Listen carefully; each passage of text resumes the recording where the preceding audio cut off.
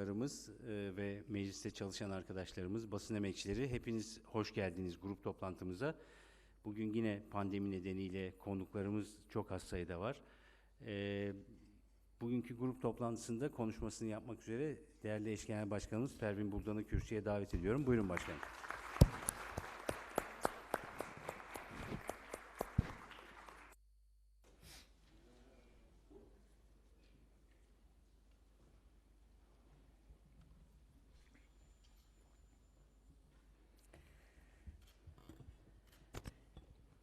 Değerli arkadaşlar, sevgili milletvekili arkadaşlarım, sevgili Sırrı Sakık, danışman arkadaşlar, basının değerli emekçileri ve ekranları başında bizleri izleyen sevgili halkımız, hepiniz grup toplantımıza hoş geldiniz, sefalar getirdiniz. Her hatine, serseran, serçavan hatine hevalno. Sevgili arkadaşlar, 2 gün önce yani 21 Şubat Dünya Ana Dil Günü'nü kutladık. Ve bu vesileyle tek dil dışında hiçbir dile yaşam hakkı tanımayan Türkiye'de varlık mücadelesi veren, dünyadaki çok renkliliği ve sesliliği yansıtan, dünyamızı güzelleştiren bütün halkların ana dilini buradan kutluyoruz değerli arkadaşlar. Ve dillere yönelik her türlü saldırı ve asimilasyon girişimi insanlık varlığına yönelik bir saldırıdır. Bu nedenle ana dili mücadelesi vazgeçilmezdir. Bir kez daha ana dili uğruna mücadele verenleri buradan grubumuz adına saygıyla, sevgiyle selamlamak istiyoruz. Ana dilini savunmanın en güçlü yolunun ana dili ile yaşamak olduğu bilinciyle partimiz içinde bir Kürtçe eğitim programı başlattık değerli arkadaşlar ve tüm arkadaşlara bu program boyunca öğrenecekleri bütün dillerde başarılar diliyorum. Yolunuz açık olsun diyorum. Biz HDP olarak bulunduğumuz her yerde dilleri, çoğulculuğu ve kültürel çeşitliliği sağlamaya, ana dilde eğitimi teminat altına alma mücadelesine devam edecek, tekçi anlayışa karşı çok renkliliği savunmaya ve korumaya devam edeceğiz. Bir kez daha ana dili gününü kutluyorum değerli arkadaşlar. Evet sevgili arkadaşlarım, iktidar hesap vermekten kaçsa da gareyi konuşmaya ve hesap sormaya devam edeceğimizi özellikle belirtmek istiyorum. Çünkü gare çok önemli bir kırılma noktasıdır değerli arkadaşlar. Şu an iktidarda başka bir parti olsaydı ve AKP muhalefette olmuş olsaydı gare için kıyameti koparmaz mıydı? Elbette ki koparırdı. Ölümlerin sorumlusu iktidardır demez miydi? Elbette ki derdi değerli arkadaşlar. İşte biz de hem muhalefet olarak hem de HDP olarak aslında aynısını yapmaya çalışıyoruz. Yani halk adına hesap soruyoruz iktidardan. Sormaya da devam edeceğimizi bugün buradan bir kez daha ilan ediyoruz değerli arkadaşlar. İktidarda olmanın sorumluluğu insanları ölü olarak değil, canlı olarak getirmektir sevgili arkadaşlar. Bu nedenle AKP iktidarı gare'de yaptıklarından da, yapmadıklarından da, yapamadıklarından da sorumlu bir iktidardır. Gare savaş politikalarıyla ayakta durmaya çalışan iktidarın ülkeyi ne gibi felaketler içerisine sürükleyeceğinin çok açık bir örneğidir değerli arkadaşlar. Siyasi kibir ve güç gösterisi nedeniyle kendi vatandaşlarının hayatını hiçe sayan bir anlayışı herkes gare'de bir kez daha gördü ve buna tanıklık etti. Kamuoyunun, HDP'nin ve muhalefetin geçmişte olduğu gibi o insanların kurtarılması için neden adım atmadığı sorusuna iktidar aradan geçen yaklaşık bir haftaya yakındır hala cevap vermiş değildir değerli arkadaşlar. Çünkü bu sorudan kaçıyorlar, Gare'den kaçıyorlar. Niye biliyor musunuz? Çünkü suçlular arkadaşlar, suçlular. İktidar Gare meselesinde çok açık ve net suçludur değerli arkadaşlar. Evet, amaçlarının Gare'de o insanları kurtarmak olmadığı ayan beyan ortadadır. Amaçları eğer bu olsaydı, gerçekten o 13 insanın ailesine sağ salim teslim edilmiş olsaydı gaye, yöntem bu olmazdı, olmamalıydı zaten. Operasyon değil, başka bir yol, bir diyalog yolu mutlaka seçilmeliydi ve bu yol geçmiş dönemlerde 335 insanın diyalog yoluyla Türkiye'ye getirildiğini, ailelerine sağ salim teslim edildiğini bizlere kanıtlamıştır değerli arkadaşlar. 2015'te bizzat benim de içerisinde yer aldığım Lice'de 3 uzman çavuş bizim girişimlerimiz sonucu, İmralı heyetinin girişimleri sonucu 2 gün boyunca Lice'de kalıp o insanları, alıkonulan insanları 3 uzman çavuşu aldık, Lice Kaymakamlığı'na getirdik, Lice Kaymakamlığı'na teslim ettik ve o insanlar daha sonra bizlere ulaşarak bizlere teşekkür ettiler. Biri nişanlıydı, biri bizi düğününe davet etti. Biri yeni evliydi, henüz çocuğu olmamıştı ama çocuğu olur olmaz ismini bizlerden birinin vereceğini bizlere ifade etmişti. O insanlar sağ salim ailelerine bu şekilde teslim edilmişti değerli arkadaşlar. Ve 13 insanın getirilmesi için de parti olarak hükümete bu çağrıyı defalarca yaptığımızı ve bu tür girişimlerde defalarca bulunduğumuzu söylememize rağmen dikkate almadılar, dikkate almak istemediler değerli arkadaşlar. Hedefleri iktidarlığının geleceği için Gare'den kullanabilecekleri siyasi bir hikaye çıkarmaktı. Evet, Gare'ye kendi iktidarlarını kurtarmak için gittiler değerli arkadaşlar. Gare'den siyasi bir zaferle, bir müjdeyle dönmeyi umuyorlardı. 13 insanı da bu siyasi hesaplarına ne yazık ki feda ettiler. Gare gerçeği tam da budur değerli arkadaşlar. Siyasi amaçlarına ulaşamayınca ne yaptılar peki? 4 koldan HDP'ye saldırmaya çalıştılar. HDP kapatılsın korosu her gün gürültü çıkarmaya, Kürt düşmanlığı yapmaya, nefret iklimini yaymaya hala devam ediyor değerli arkadaşlar. Varlıklarını adeta HDP'nin yokluğuna bağlamış durumdalar. Evet, bu iktidar kendi varlığını HDP'nin yokluğuna bağlamış durumdadır. HDP'siz bir Türkiye'de varlık sürdürebileceklerini zannediyorlar. Ve bu tam olarak bir akıl tutulmasıdır. Kontrolü ve şuuru artık iyice kaybeden bir iktidarla, bir AKP hükümetiyle karşı karşıya olduğumuzu özellikle vurgulamak isterim. Evet, birkaç gün önce özellikle 31 Mart seçimlerinde Ankara'nın siyaset çöplüğüne gönderilen bir AKP'li utanmadan, sıkılmadan seçmenine, HDP'ye oy veren insanlara beddua etti ve bu kamuoyuna da yansıdı değerli arkadaşlar. Ona tek bir cümlemiz var: biz seni Allah'a havale ediyoruz. Şimdi bir diğeri çıkmış, 6-7 yıl önce alıkonulan bir asker annesinin ricası üzerine devreye girmiş olmamı ve en insani bir girişimimizi dahi utanmadan, sıkılmadan bir saldırı gerekçesi yapmakta ve bunun üzerine günlerdir tepinmektedir değerli arkadaşlar. Bunların bir de bir fotoğrafçı bakanı var değerli arkadaşlar. Gezdiği çukur kanallarında yalan rüzgarları estiren bir bakanları var, bir resim fotoğraf bakanı var.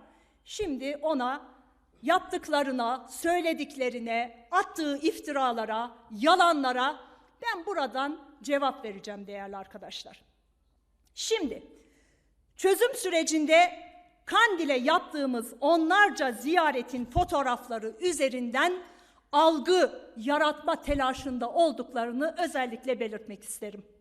Yetmiyor, bakın bu yetmiyor, fotoğraflara birazdan geleceğim ama bir vekil arkadaşımıza açıkça iftira atmaktan da geri durmuyor. Evet, güya HDP'li bir kadın milletvekili Gare'ye gitmiş, orada boy göstermiş, oradan talimat almış ve tekrar Türkiye'ye dönmüş, siyaset yapmaya devam ediyor. Gerçekten pes doğrusu. Buradan açıkça söylüyorum, bu kocaman, kuyruklu bir yalandır, kuyruklu bir yalandır.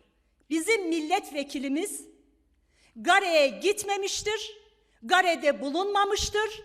O tarihlerde de nerede olduğu bellidir zaten bu arkadaşımızın.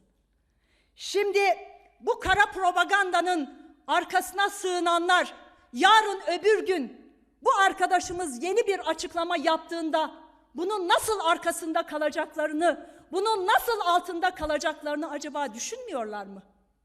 Böylesi bir yalan propagandanın arkasına sığınmanın siyaseten, ahlaken, vicdanen ne kadar büyük bir günah olduğunu bilmiyorlar mı?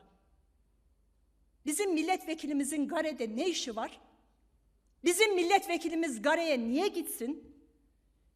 Bizim vekillerimizin gidebilecekleri o bölgede tek bir yer vardır. O da Barzani ile görüşme yapmak üzere Erbil'dir değerli arkadaşlar. Ya da oradaki siyasi partilerle görüşmeler yapmak üzere Erbil'e zaman zaman vekillerimiz giderler, gelirler. Bunun dışında yurt dışına çıkarlar, Avrupa'ya giderler, Amerika'ya giderler. Şimdi bu telaş nedir biliyor musunuz değerli arkadaşlar? Kendi suçlarını örtbas etme telaşıdır. Evet, Dilan arkadaşımız da dün kamuoyuna detaylı açıklamalarda bulundu ve bu iftirayı atanları kanıtlamaya çağırdı. Ben de aynı çağrıyı yapıyorum. İspatlayın diyorum.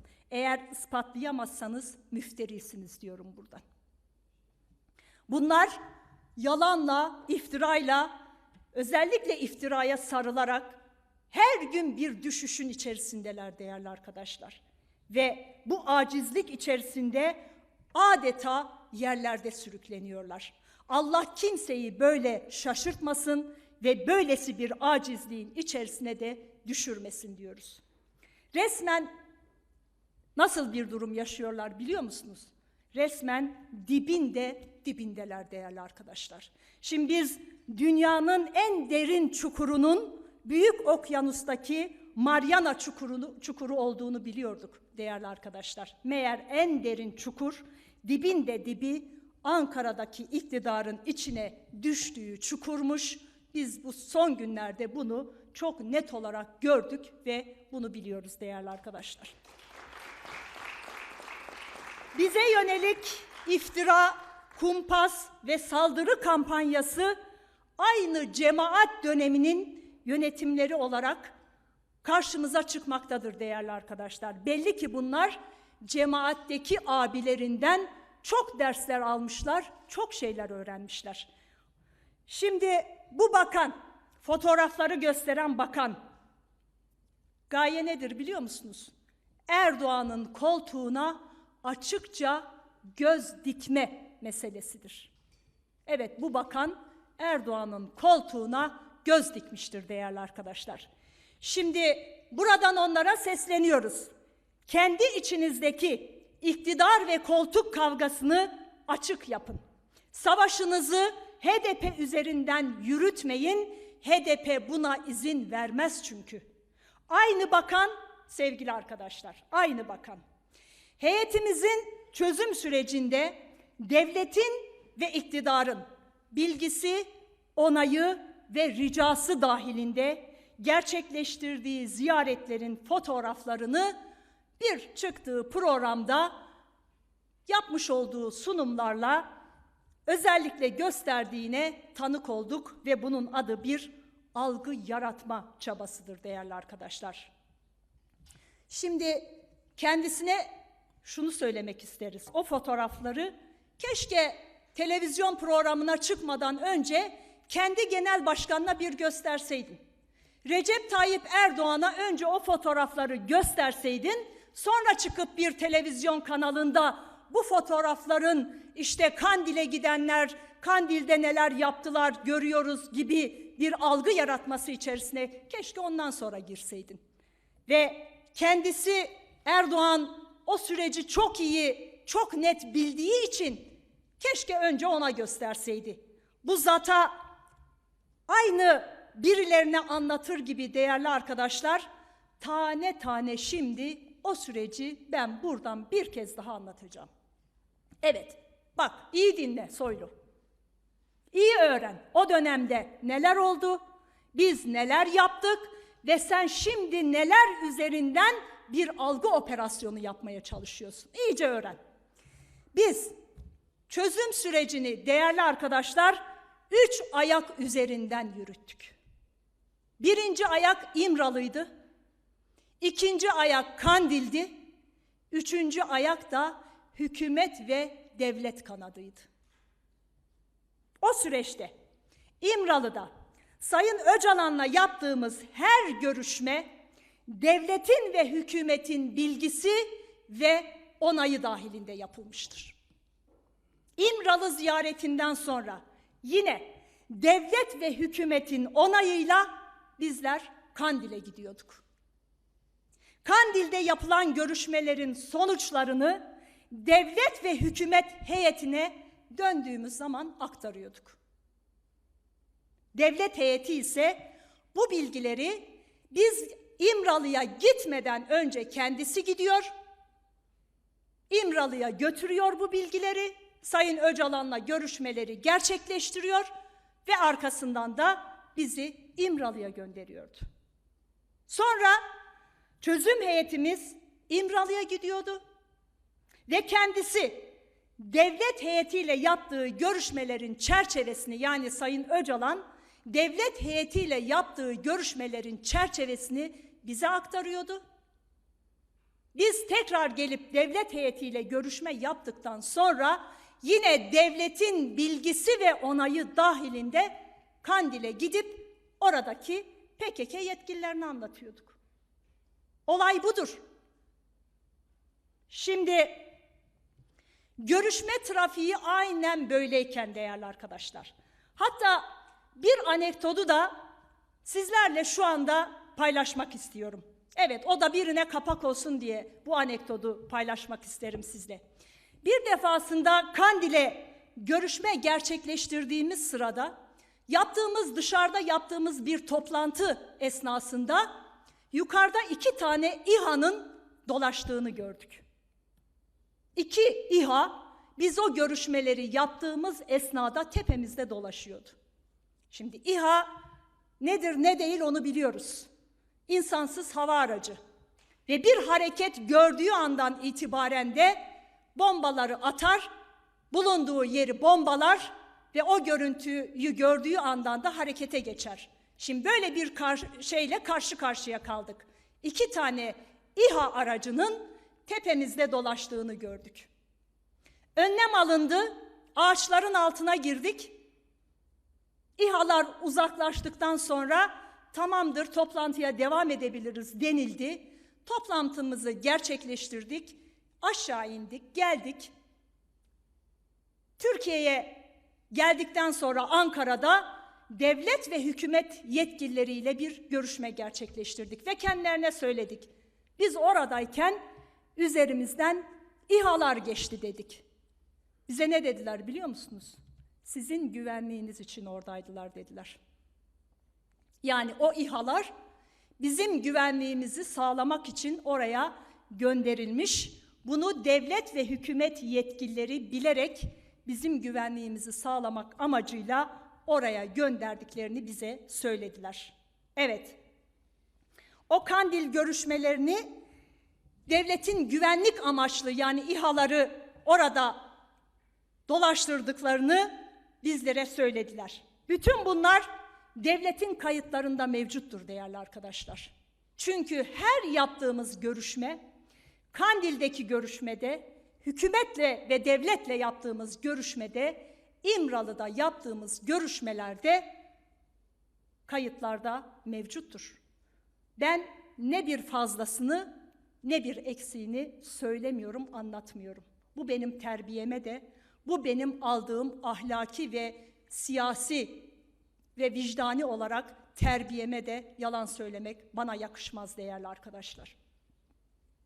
İşte Soylu Efendi iyi dinlesin bunları. Sana o fotoğrafların hikayesini de anlatayım. Özellikle bir şeyin altını çizmek istiyorum. Kandil fotoğrafları PKK'den silahları bırakacaklarına dair mektupları aldığımız ziyaretlere aittir Soylu Bey.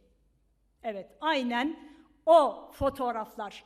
2 gün önce bir televizyon kanalında gösterdiğin fotoğraflar Sayın Öcalan'ın Kandil'e, PKK'ye, Türkiye'ye karşı silahları bırakma çağrısının yapıldığı ya da çağrısının yapılacağı ve bizim o mektupları götürdüğümüz mektuplar üzerinde konuşulan görüntülerdir. Onların fotoğraflarıdır.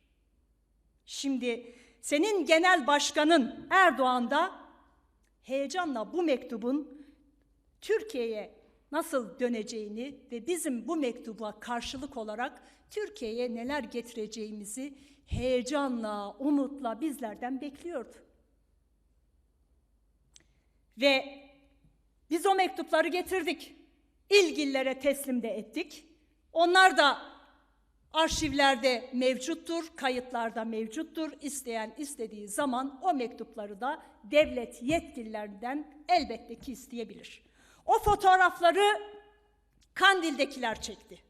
Şimdi bize diyorlar ya, gitmişler orada boy boy fotoğraf çekmişler. Bir kere oraya gidince de İmralı'ya gittiğimiz gibi elimizde telefon yok. Telefon götürmek oraya da gidince yasak, İmralı'ya gidince de yasak.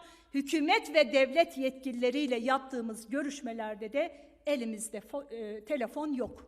Çekebileceğimiz bir makine yok, fotoğraf çekebileceğimiz bir makine yok. Ve dolayısıyla çekilen hiçbir fotoğrafı bizler çekmedik. Kandil'deki fotoğraflar üzerinden belli bir zaman geçtikten sonra basına yansıdı. Ama başka bir fotoğraf var tabii ki. İmralı'da çekilen bu fotoğraf değerli arkadaşlar. Şimdi bu fotoğrafı kim çekti? Ve bu çekilen fotoğrafı bize kim verdi? Soylu bunu araştırsın. Kim çekti bu fotoğrafı ve bu çekilen fotoğrafı bize kim verdi? Evet, bir başka fotoğraf. Hükümet ve devlet yetkilileriyle Dolmabahçe'de çektiğimiz Dolmabahçe mutabakatının okunduğu 28 Şubat tarihinde yaptığımız açıklamanın fotoğrafı. Bunu da biz çekmedik. Bunu da oradaki yetkililer çekti. Orada temsilen gelen insanlar çekti. Bunu da biz çekmedik. Şimdi her 3 fotoğraf üzerinden de bu çağrıyı İçişleri Bakanı'na yapıyoruz. Her 3 fotoğrafın da amacı aynıydı. Her 3 fotoğrafın da çektiği ve çekildiği yer bellidir. Kimler tarafından çekildiği de açık ve net olarak ortadadır. Şimdi değerli arkadaşlar, o Dolmabahçe mutabakatının açıklandığı gün ince bir ayrıntı var. Belki daha önce duydunuz ama ben tekrar hatırlamakta fayda görüyorum. O salonda kimin nerede oturacağını belirleyen bile bizzat Erdoğan'ın kendisiydi değerli arkadaşlar. Evet, şimdi bu gerçekleri bir kenara bırakıp iftira ve yalanlara sarılarak algı operasyonlarıyla sorumluluktan kurtulacağınızı sanıyorsanız çok büyük yanılıyorsunuz. Çözüm sürecindeki girişimlerimize saygısızca yaklaşan zihniyetlere verilecek tek cevabımız şudur değerli arkadaşlar. O süreç halklarımızın geleceği için, annelerimizin gözyaşının durması için, bedenlerin toprağa düşmemesi için fedakarca yürütülen bir süreçti. Bugün de olsa hiç tereddüt etmeden aynı fedakarlığı yapmaya devam edeceğimizi özellikle buradan bir kez daha ifade etmek istiyorum. Yeter ki tek bir insanımızın bile burnu kanamasın değerli arkadaşlar. Bırakın yaşamını yitirmesini, tek bir insanımızın tırnağına bile taş değmesin diye biz bu fedakarlığı yapmaya hazırız. Ne mutlu bize ki, ne mutlu bize ki 3 yıl boyunca bu çözüm sürecinde bu ülkeye cenazeler gelmedi. Ne mutlu bize ki 3 yıl boyunca hiçbir annenin kapısına tabut gitmedi. Ne mutlu bize ki bu 3 yıl boyunca yürüttüğümüz onurlu bir duruş vardı ve biz bu onurlu duruşun arkasındayız değerli arkadaşlar. Şimdi bir şey daha belirtmek istiyorum. Çözüm sürecinde bize vaat ettiklerinizi yeri ve zamanı geldiği zaman da mutlaka açıklayacağız. Bunun da böyle bilinmesini özellikle buradan tarihe not düşüyorum değerli arkadaşlar. Çözüm sürecinde bizlere, partimize, heyetimize neler vaat edildi? Hangi sözler verildi? Çözüm süreci başarıya ulaşırsa nelerin yapılacağına dair bizlere vaat edilenleri yeri ve zamanı geldiğinde açıklamazsak namertiz arkadaşlar. Şimdi evet, ne yaparlarsa yapsınlar değerli arkadaşlar, ne yaparlarsa yapsınlar, HDP'ye ne kadar saldırırlarsa saldırsınlar, hukuksuzluklarının, suçlarının üzerini asla örtemeyecekler. Bize attıkları çamur üzerimize asla yapışmaz ama o çamur onların elinde kalmaya devam eder değerli arkadaşlar. Şimdi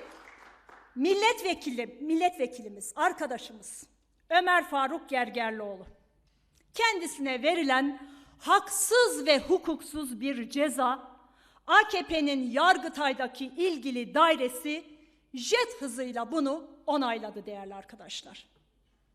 Aslında niye onayladığını biliyoruz çünkü saraydan talimat aldı. Bunun başka bir açıklaması yok. Bütün bu hazırlıkların amacının belli olduğunu aslında biraz önce de anlatmaya çalıştım. Fakat Gare'nin intikamını HDP'den alma gibi yeni bir algı, yeni bir yol ve yöntem koydular önlerine. Kaybettikçe korkuyorlar, korktukça HDP'ye saldırıyorlar ve HDP'ye saldırdıkça aslında kaybettiklerinin farkında değiller ya. Şimdi biz de diyoruz ki değerli arkadaşlar, elinizden geleni ardınıza koymayın. Sizden korkan aynı sizin gibi olsun diyoruz. Aynı sizin gibi olsun. Ömer Faruk Gergerlioğlu Türkiye toplumunun vicdanıdır, sesidir, kulağıdır ya. Ayıptır, günahtır, yazıktır ya. Ömer Faruk Gergerlioğlu'nun yaptığının zerresini, tek bir tanesini sizin o onlarca, yüzlerce milletvekilinizden tek bir tanesi yapmamıştır. İnsanda biraz utanma olur. İnsanda biraz arlanma olur. Haksız yere, hukuksuz yere bir milletvekili arkadaşımıza ceza vereceksiniz. Ondan sonra da diyeceksiniz ki bilmem işte terör propagandası yapmıştı. Onun için bu cezayı. Hadi oradan diyoruz, hadi oradan. Hiç kimse sizin bu yalanlarınıza artık prim vermiyor. Toplumda tek bir insana bile artık inandırıcılığınız kalmadı. Türkiye toplumu artık sizden bıktı.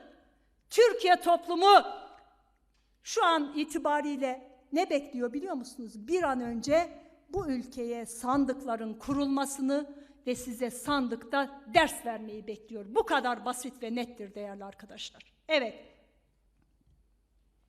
Şimdi Gare'den bir başarı hikayesi çıkaramadınız. Çok açık ve net söylüyorum, HDP'den de çıkaramayacaksınız. Türkiye toplumu, Türkiye halkları asla buna izin vermeyecektir. HDP'den size zafer çıkmaz. Çünkü HDP kendi zaferlerini yazar değerli arkadaşlar. Bu da çok açık ve nettir.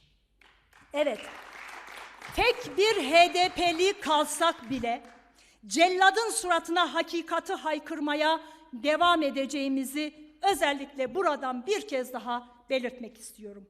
100 yıl da geçse önünüzde diz çöken bir HDP'liyi asla ve asla göremeyeceksiniz.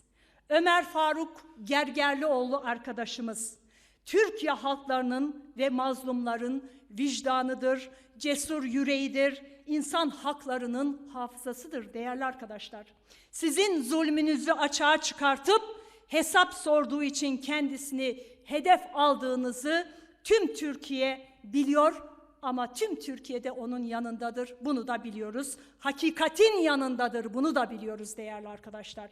Sizin zalimlikleriniz karşısında ne Ömer vekilimiz ne de mazlumlar hiçbir zaman susmadı. Bundan sonra da susmayacaktır. Elbette ki sadece Ömer Faruk Gergerlioğlu arkadaşımız değil.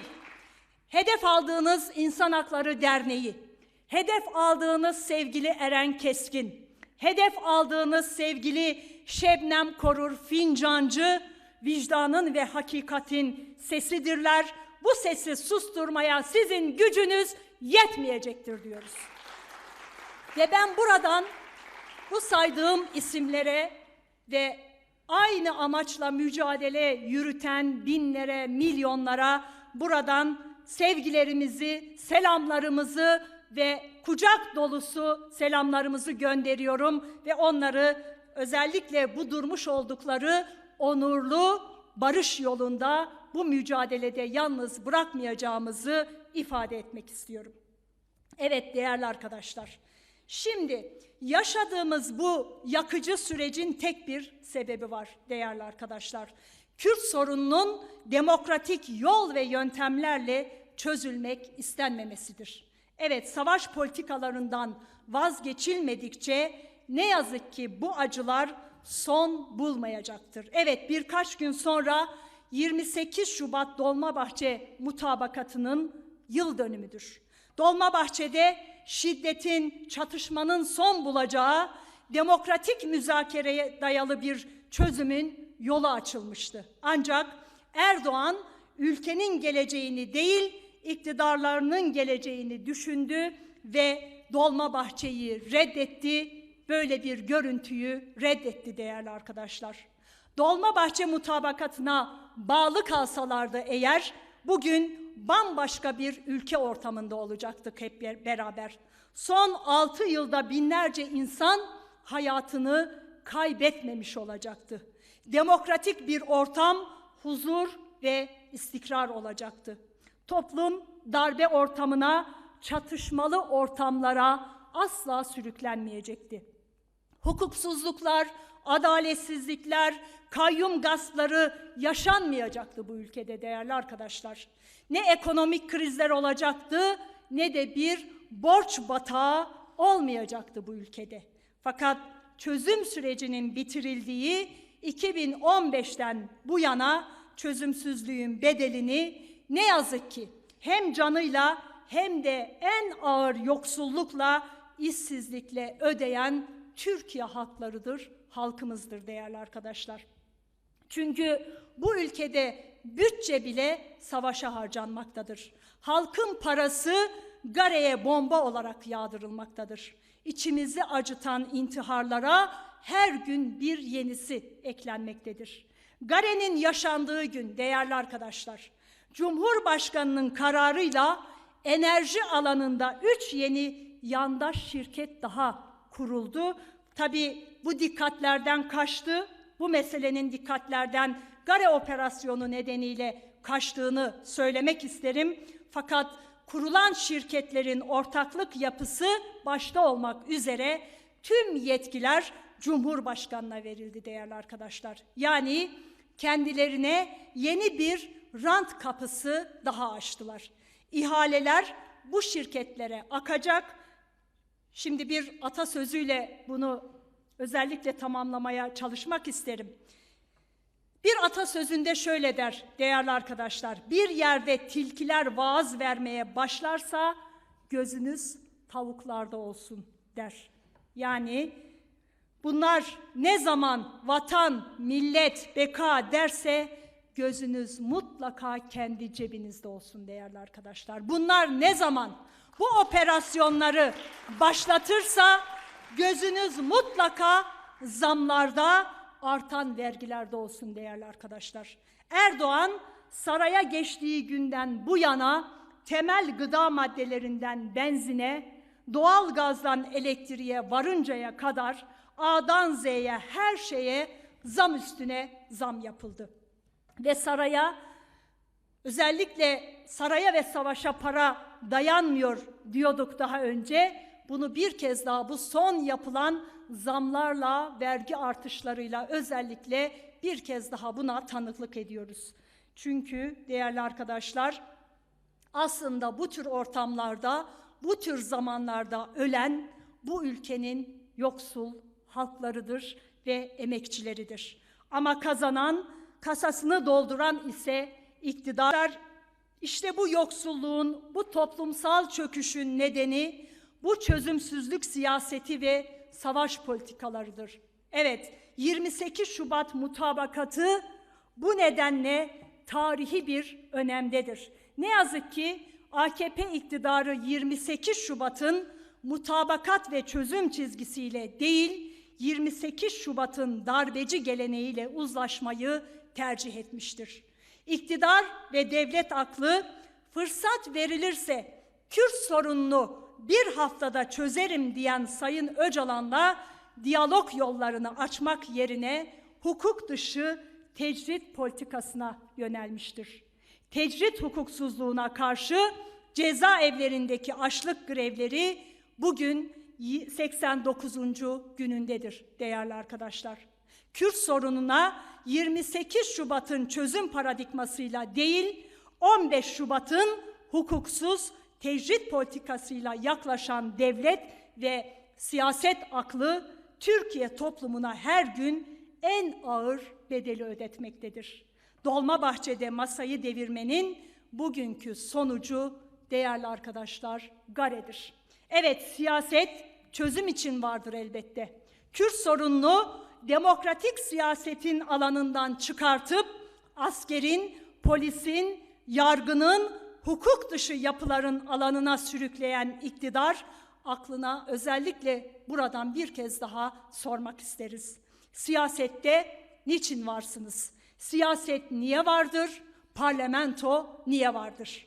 100 yıllık bir meseleyi akılla, siyasetle çözmek yerine operasyonla, tankla, tüfekle ortadan kaldırmak isteyen zihniyetler tarih boyunca bu ülkede başarılı olamadılar. Bundan sonra da olamayacaklardır değerli arkadaşlar. Bunu anlamanız için bu ülkenin daha ne kadar bedel ödemesi gerekiyor? Buradan bir kez daha sormak istiyoruz. Ölümler üzerine iktidar kurmak isteyenler bir bir gitti. Evet, siz de gideceksiniz diyoruz. Kürt sorununun çözümsüzlüğünden zafer çıkmaz değerli arkadaşlar. Bunu anladığınız gün zaten iktidardan gittiğiniz gün olacaktır. Biz Türkiye'nin bu çözümsüzlük girdabından çıkması ve daha fazla bedel ödenmemesi için mücadele ediyoruz. Kürt sorunu, demokrasi ve adalet sorunlarının çözümü için demokratik siyaset yürütüyoruz. Tüm saldırı ve engellemelere rağmen demokratik siyasette ısrar ediyoruz ve etmeye de devam edeceğiz. Bu yoldan vazgeçmeyeceğiz. İktidar çözüm sürecini bitirdi diye çözüm arayışlarımızdan barış mücadelemizden vazgeçmeyeceğiz. Çünkü bu bizim ilkesel bir tutumumuzdur değerli arkadaşlar. 28 Şubat'ın tarihi mutabakat çizgisinden asla vazgeçmeyeceğiz. Bu yolu ısrarla savunmaya da devam edeceğiz. Demokratik siyasetle, demokratik mücadeleyle ve toplumsal uzlaşıyla o mutabakatı mutlaka ama mutlaka başarıya ulaştıracağız. Evet, değerli halkımız, sevgili arkadaşlar, Türkiye halklarının en acil ihtiyacı biliyoruz ki barıştır, demokrasidir, adalettir. Bunun için herkes için adalet kampanyasını geçtiğimiz günlerde başlattık. Yaptığımız her etkinlikte, çaldığımız her kapıda, buluştuğumuz her kesimle, yaptığımız görüşmelerde başta kadınlar, işçiler, emekçiler, Kürtler ve Aleviler olmak üzere halkların talebinin yaşamın her alanında adalet olduğunu buradan bir kez daha sizlerle paylaşıyoruz. Bu temelde farklılıklarla bir arada ortak yaşamın mümkün olduğuna olan inancımızla herkes için adalet diyoruz, demeye de devam edeceğiz. Erkek adalet değil, kadınlar için gerçek adalet diyoruz değerli arkadaşlar. Cezaevlerinde tecrit ve hak ihlallerine karşı başlatılan açlık grevlerini sahiplenerek cezaevleri için adalet diyoruz değerli arkadaşlar. İş ve aş buluşmalarımızla işsizlerle kepenklerini kapatmak zorunda kalan esnaflarla halkları için direnen işçiler için sosyal adalet diyoruz değerli arkadaşlar. Açlıkla yüz yüze bırakılan milyonlarca işçi ve emekçi için adalet diyoruz değerli arkadaşlar.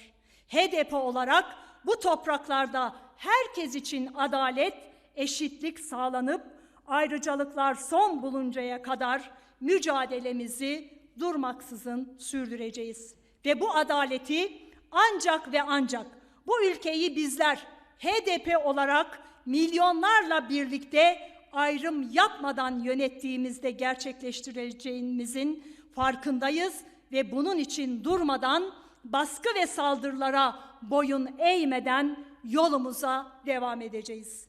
Bu ülkeyi karanlığa sürüklemeye çalışanlara inat, HDP aydınlık geleceği mutlaka ama mutlaka yaratacaktır değerli arkadaşlar.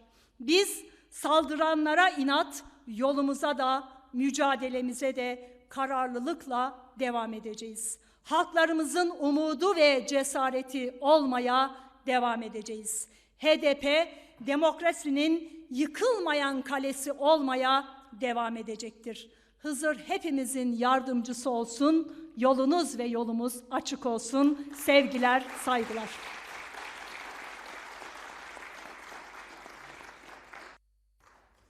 Sevgili eş genel başkanımıza çok güzel konuşması için çok teşekkür ediyoruz. Grup toplantımız bugün sona ermiştir. Hepinize iyi günler diliyorum.